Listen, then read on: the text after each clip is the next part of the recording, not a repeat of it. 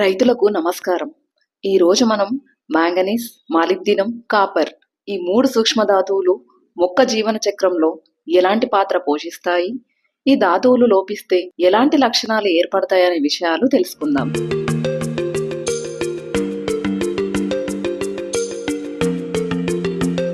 ముందుగా మాంగనీస్ ని తీసుకుందాం. మొక్కల్లో ఎంజైమ్లను ప్రేరేపించడంలో మాంగనీస్ ప్రముఖ పాత్ర పోషిస్తుంది. అయితే ఈ ఎంజైమ్స్ జీవ రసాయన క్రియల్లో ఎక్కువగా ఉపయోగపడతాయి. జింక్, ఐరన్ పోషకాలను మొక్క సులభంగా గ్రహించడానికి మాంగనీస్ తోడ్పాటును అందిస్తుంది. మొక్క జింక్, ఐరన్లను తీసుకోవాలంటే నేరుగా వాటిని తీసుకోవచ్చు కదా, మళ్ళీ మాంగనీస్ సాయం ఎందుకు కావాలి అనే సందేహం రావచ్చు. కానీ కొన్ని పోషకాలు భూమిలో ఉండే సేంద్రియ పదార్థాన్ని విచ్ఛిన్నం చేసి ఇతర పోషకాలను సులభంగా తీసుకునేలా చేస్తాయి. కాబట్టి కొన్నింటిని ఖచ్చితంగా జత చేయాల్సి ఉంటుంది.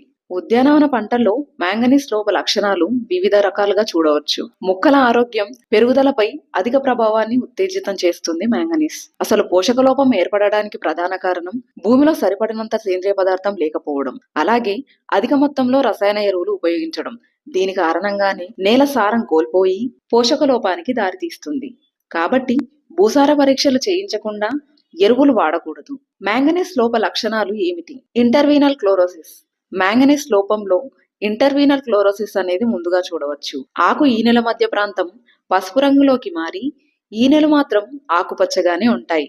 ఈ సమయంలో ఆకులు వలలాంటి నిర్మాణాన్ని ప్రదర్శిస్తాయి. నెక్రోసిస్. లోపం ఎక్కువగా ఉన్న సందర్భాల్లో క్లోరోటిక్ ప్రాంతాలు నెక్రోటిక్ గా మారవచ్చు. ఇది ఈనెల మధ్య కణజాలం చనిపోవడానికి దారితీస్తుంది.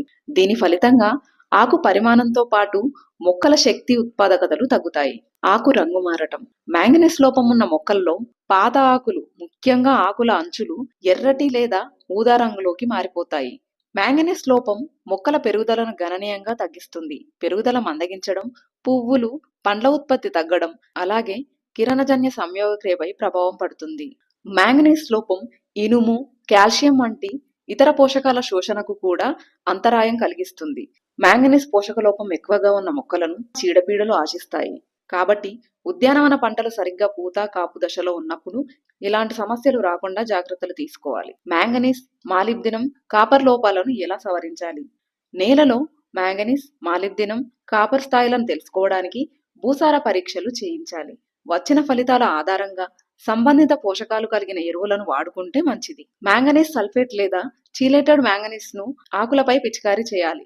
ఫలితం వెంటనే కనిపిస్తుంది. అలాగే ఎరువులను సమతుల్యం చేయడానికి మట్టిలో కలపవచ్చు. మాంగనీస్ లభ్యత నేల pH ద్వారా ప్రభావితమవుతుంది. నేల pH ఎక్కువగా ఉన్నప్పుడు, అంటే చౌడు పరిస్థితులు ఉన్నప్పుడు మొక్కలకు మాంగనీస్ తక్కువగా అందుబాటులో ఉంటుంది. నిర్దిష్ట పంటకు తగిన పరిధికి నేల pH ని సర్దుబాటు చేయడం వల్ల మాంగనీస్ శోషణ మెరుగుపడుతుంది. మరో ముఖ్య విషయం, అధిక నీటిపారుదల ఉండకూడదు. పోషకాలు బయటకు వెళ్లిపోయే అవకాశం ఉంది. దీనివల్ల మొక్కలకు మాంగనీస్ తక్కువగా అందుబాటులో ఉంటుంది. పంట మార్పిడి. సంవత్సరం పొడవునా ఒకే పంటను సాగు చేయడం మంచిది కాదు. సీజన్ కు పంట మారుస్తూ ఉండాలి. ఏడాది పొడవునా ఏదో ఒక పంటను సాగు చేస్తాం కాబట్టి భూమి సత్తువ కోల్పోతుంది. సహజ ఎరువులతో దానిని పునరుద్ధరించాలి. ఎందుకంటే మట్టి నిర్మాణం సక్రమంగా లేనప్పుడు ఎలాంటి ఎరువులు వాడినా ఫలితం ఉండదు. కాబట్టి మనకు అందుబాటులో ఉన్న పేడ, కంపోస్ట్ వంటి ఎరువులతో నేలను మెరుగుపరచాలి. అయితే నేలలో అధిక మాంగనీస్ స్థాయిలు మొక్కకు హానికరం. కాబట్టి ఎప్పటికప్పుడు మాంగనీస్ స్థాయిలను పర్యవేక్షిస్తూ ఉండాలి. నేటి అంశంలో రెండవ పోషకం మాలిబ్డినం. మాలిబ్డినం మొక్కల పెరుగుదల, అభివృద్ధికి తోడ్పాటును అందిస్తుంది. ఈ పోషకం మొక్కకు తక్కువ మొత్తంలో అవసరమైనప్పటికీ ఏదైనా లోపం సంభవిస్తే ఆకులపై స్పష్టమైన లక్షణాలు కనిపిస్తాయి. కాబట్టి జాగ్రత్తగా దీనిని ఉపయోగించుకోవాలి. మొక్కలలోని వివిధ రసాయన క్రియలలో మాలిబ్డినం కీలక పాత్ర పోషిస్తుంది. వీటిలో నైట్రోజన్ జీవక్రియ, అలాగే నైట్రేట్ ను అమోనియాగా మార్చడం వంటివి ఉంటాయి. మాలిబ్డినం మొక్కలో సాపేక్షంగా కదలలేని పోషకంగా చెప్పవచ్చు. అంటే వేర్లు దాన్ని ఒకసారి గ్రహించిన తర్వాత అది మొక్క యొక్క ఇతర భాగాలకు సులభంగా మారదు. ఫలితంగా లోప లక్షణాలు లేత, అలాగే చురుకుగా పెరుగుతున్న కణజాలాలపై కనిపిస్తాయి. జిన్నియాస్ వంటి అలంకార మొక్కల్లో పూల ఉత్పత్తి తగ్గుతుంది. ఆకు రంగు మారటం మనం గమనించవచ్చు. మాలిబ్డినం లోపం ఏర్పడినప్పుడు మొక్కలపై అనేక లక్షణాలు చూపిస్తాయి. ఆకులు పసుపు రంగులోకి మారటం అత్యంత సాధారణ లక్షణాల్లో ఒకటి. మాలిబ్డినం లోపం వల్ల మొక్కల పెరుగుదల తగ్గుతుంది. సూక్ష్మధాతువులే కదా అని వీటిని తక్కువ అంచనా వేయొద్దు. ఎందుకంటే మొక్కలు వాటి పెరుగుదల, మెరుగుదల వంటివి అన్నీ కూడా వీటి ద్వారానే జరుగుతాయి. మాలిబ్డినం లోపం ఉన్న మొక్కలు తక్కువ పుష్పాలు, పండ్లను ఉత్పత్తి చేస్తాయి. అలాగే అభివృద్ధి చెందుతున్న మొక్కలు చిన్నవిగా నాణ్యత కోల్పోయి ఉండొచ్చు. కొన్ని సందర్భాల్లో ఆకులపై నెక్రోటిక్ మచ్చలు కనిపిస్తాయి.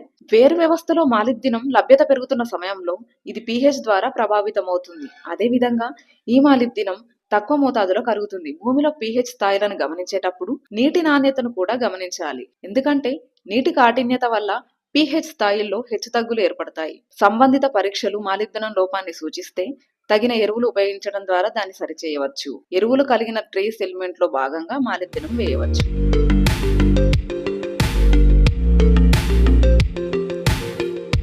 నేటి అంశంలో 3వ పోషకం రాగి.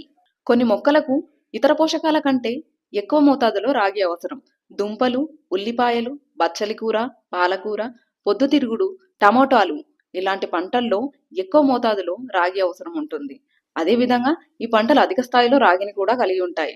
మొక్కలు, జంతువులకు రెండింటికి రాగి అవసరం. రాగి కూరగాయల రుచిని మెరుగుపరుస్తుందని మనకు తెలుసు. రాగి స్థిరమైన పోషకం. రాగి అనేది వ్యవసాయంలో ఫైటోపాథోజన్లను నియంత్రించడానికి పోషకాహార పద్ధతిలో ఉపయోగించే ఒక ప్రాథమిక మూలకం. పోషకాహారానికి రాగి అవసరమైనప్పటికీ మొక్క వ్యాధుల వృద్ధిని నిరోధించే సామర్థ్యం, శిలీంధ్ర సంహారాని కోసం కూడా ఎక్కువగా ఉపయోగిస్తారు. రాగి వల్ల మొక్కల్లో వచ్చే వ్యాధులు. బూజు తెగులు. ఇది కుకుర్బిట్ పంటలు అలాగే ద్రాక్ష తోటలలో పెద్ద ఎత్తున లక్షణాలను ప్రదర్శిస్తాయి. దీని లక్షణాలు దెబ్బతిన్న మొక్కలు లేదా లేత ఆకులపై కనిపిస్తాయి. నెమ్మదిగా ఇవి నెక్రోసిస్ కి గురవుతాయి. ఆకులపై గోధుమ వర్ణంలో వృత్తాకార మచ్చలు ఏర్పడతాయి. క్రమేపీ ఇవి నెక్రోసిస్ కి గురవుతాయి.